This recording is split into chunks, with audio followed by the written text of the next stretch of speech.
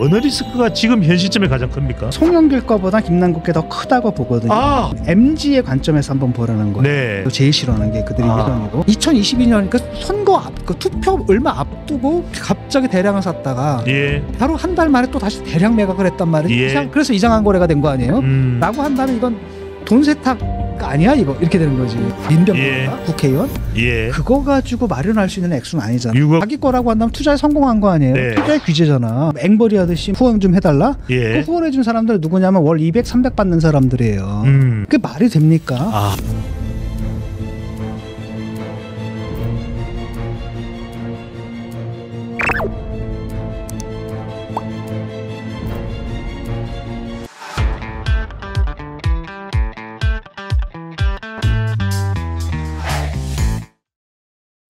지금 민주당이 리스크라는 이야기가 나오는데, 자, 이재명 리스크, 송영길 리스크, 김남국 리스크 중에서 이건 교수님의 판단인데 어느 리스크가 지금 현 시점에 가장 큽니까? 맥시멀 리스트라면 가장 쉽게 말하면 뭐 다 큰데 사실 송영길 거보다 김남국 게 더 크다고 보거든요.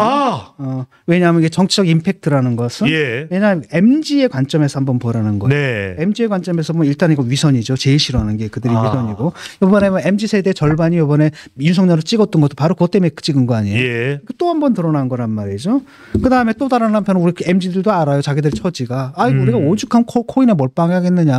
너희들이 우리한테 희망을 줬어? 우리가 열심히 일하게 되면 일하면은 조금만 지금 당장은 아니더라도 언젠가 조그맣지만 내 집을 갖고 거기서 뭐 결혼도 하고 애도 낳고 살 수 있게끔 그런 희망을 줬어. 안 주니까 우리가 빚을 끌어들어서 이거라도 하고 이게 안 되니까 막 수많은 사람들이 목숨 끌고 이러는데 그 돈으로 네가 그 돈을 먹어? 이게 있을 수 있는 일이야 정치인이 이런 게 있다라는 거죠. 거기다가 그 다음에 태도도 딱 보니까 그냥 잘못했다라고 하면 되는데 그게 아니라 한동훈이 어쩌고 저쩌고 검찰이 어쩌고 이런 거 이제 빡치는 거거든요. 그러니까 이게 상당히 커요. 거기다가 심지어는 뭐냐면 이게 어디까지 가냐면은 일단은 돈의 출처. 첫 번째는 아까도 얘기했던 LG 주식 산 그 돈은 도대체 어디서 나왔냐. 그러니까요. 그러니까 사실 변호사 개입해가지고 왜냐하면 그 민변 변호사 뻔하거든요. 그다음에 초임 변호사 로스쿨 방금 나온 애들 그거 뻔하잖아요. 지금 멀쩡한 변호사들도 굽는데. 부모의 유산인지. 그러니까 유산을 했다면 이거 상속사 문제가 있는 거고 지금 뭐 상속이나 증여인데 그렇다면 신고가 돼야 되는데 안 됐더라 하면 그 부분도 있어요. 이거는 개인 비리지. 근데 문제는 뭐냐 당이랑 연결되어 있다. 그러니까 이런 거 있잖아요. 댁 보면 사실 많은 경우가 이제 그런 얘기도 있거든요. 그러니까 김남국이 멍청하고 착하다. 남이 시키면 그냥 하거든. 그러니까 약간 그런 스타일이거든요. 그러니까 제일 먼저 그때 대선 경선 때 민주당 후보 대선 경선 때 제일 먼저 이재명한테 달려갔던 게 김남국이에요. 그때 굉장히 이상하게 생각했거든요. 쟤 봐라. 지금 뭐 하는 거지? 바로 달려가더라고요. 학교 선후배이기도 하고요. 바로 달려간단 말이죠. 그래서 그걸 그때부터 무슨 이제 관계가 있었든지라고 한다면은 그러니까 국민의힘에서 이제 바로 그 지점을 이제 의심하는 거예요. 아니 봐라. 2022년 그 선거 그 투표 얼마 앞두고 갑자기 대량을 샀다가 바로 한 달 만에 또 다시 대량 매각을 했단 말이에요. 그래서 이상한 거래가 된 거 아니에요? 라고 한다면 이건 돈 세탁 아니야 이거 이렇게 되는 거지. 돈 세탁 아니야? 그럼 그 시절 돈이 필요했던 건 누구냐? 정치권이었다? 이걸 의심하는 거고 그럼 그 돈은 누구 거냐라고 했을 때 이건 이제 누구랑 연결되는 거예요? 이재명하고 또 연결되는 거죠. 그다음 뭐 그런 의혹이 그렇죠. 아직까지 거기까지 얘기하진 않고 있는데 이게 이제 거기까지도 사람들 이게 맥시멈리스트 그러니까 최대주의자들의 해석인 거죠. 맥시멀리스트의 해석에서는 그렇다. 그렇게 돼 있는 거죠. 그렇기 때문에 이것은 근데 이게 분위기가 좀 그래요. 한번 상식적으로 생각을 해봐. 내 돈이면 내가 정말 있어가 정말 그렇게 고생하고 막 아껴가지고 모은 그 돈의 80%를 김치 코인에다 집어넣어? 비트코인도 아니고요. 그거는 상식적으로 말이 안 되잖아요. 내 돈이라면 내가 할 수 있는 일은 아니라고 보거든요. 자, 가상자산을 투자하시는 분들은 알겠지만 그다음에 액수가 그다음에 그 액수가 김남국이라는 사람이 뭐 변호사 민변 변호사 그다음에 또 다른 한편 국회의원 그거 가지고 마련할 수 있는 액수는 아니잖아요. 6억 9억 정도의 최초의 종잣돈인데 라고 한다면 이건 뭐 또 다른 근원이 있는 돈일 수도 있다. 바로 그렇기 때문에 말을 못 하고 있는 게 아닌가. 왜? 자기 거라고 한다면 투자에 성공한 거 아니에요? 네. 투자의 귀재잖아. 그렇죠. 그 이야기를 하는 겁니다. 그러면 법적으로 아무 문제 없으면 까면 되는 거거든. 예. 그래서 제가 윤리적으로 뭐 지금 이런 문제가 있기 때문에 뭐 그중에 뭐 상당 부분은 제가 또 사회에 환원하겠습니다. 이렇게 끝내려면 되는 문제인데 그게 아니라 가장 핵심이 되는 위믹스에 대해서 침묵을 얘기를 못 하고 있다라는 거예요. 그렇다면 이건 뭐냐 도대체. 예. 자기 문제라면 얘기 못할 게 뭐가 있어요. 다른 문제가 걸린 게 아니냐 이런 의심을 주기 때문에 예. 이것의 폭발력은 사실 굉장히 뭐랄까 큰 거죠. 예. 그다음에 또 다른 한편으로는 지금 뭐 저쪽에서 빼도 박도 못하는 물증 스모킹 건 없다 막 이러잖아 이재명. 근데 이걸 딱 걸리게 되면 뭐 예. 빼도 박도 못하는 거죠. 자 교수님 이런 상황이었는데 2021년에 있었던 가상자산 과세 유예에 대해서 일단 공동 발의자로 참여를 하게 되나요? 노웅래 네.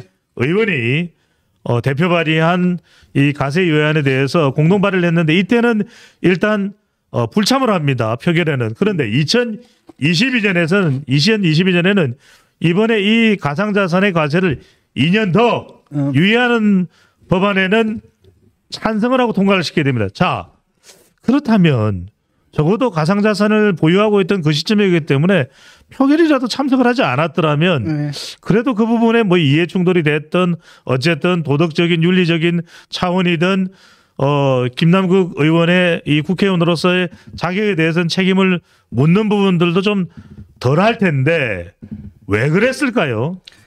뭐 이건 별 생각 없이 그런 것 같고요.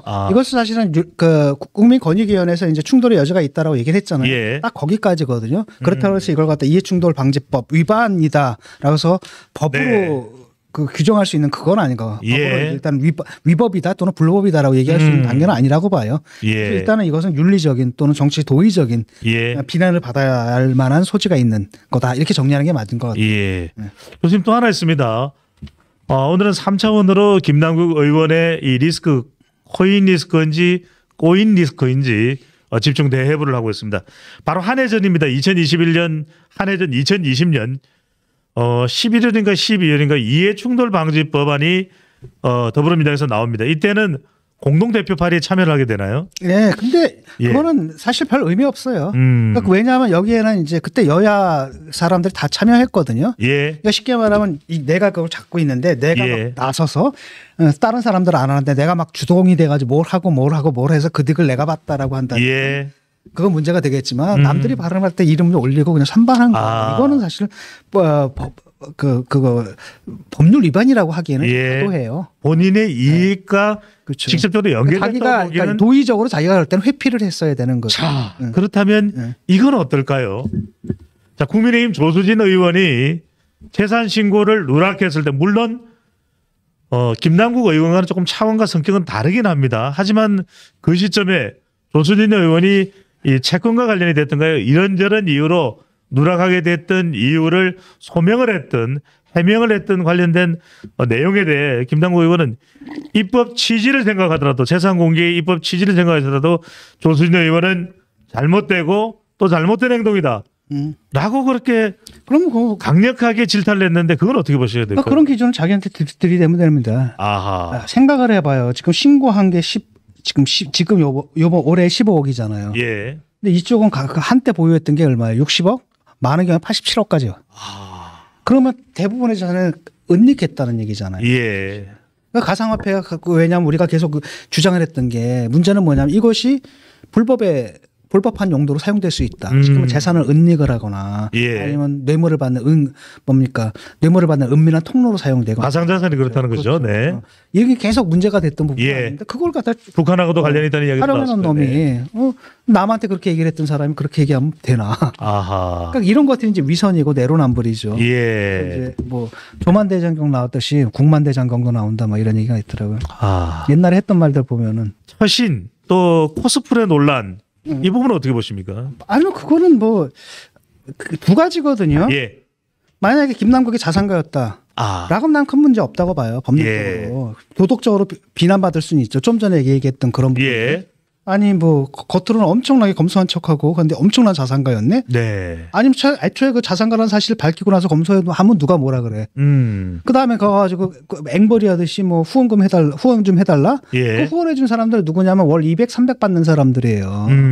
그게 말이 됩니까? 아하. 그러니까 그런 짓을 했던 그런 차원의 문제가 되는 거예요. 예. 두 번째는 김남국이 자산가가 아닐 수도 있어요. 정말 검소하게 살았지. 어? 그럼 뭐야? 예. 네 돈 아니잖아. 그러니까 내가 문제가 되는 건 후자거든 오히려. 예. 지금은 이제 전자가 얘기가 되는데 진짜 문제가 되는 건 후자거든. 그래, 넌 검소하게 살았어. 그래, 누가 뭐래? 그 네 돈 아니잖아. 예. 그러니까 쉽게 말하면 김남국을 거쳐가야 할 지갑으로 사용한 거예요. 그 누군가가.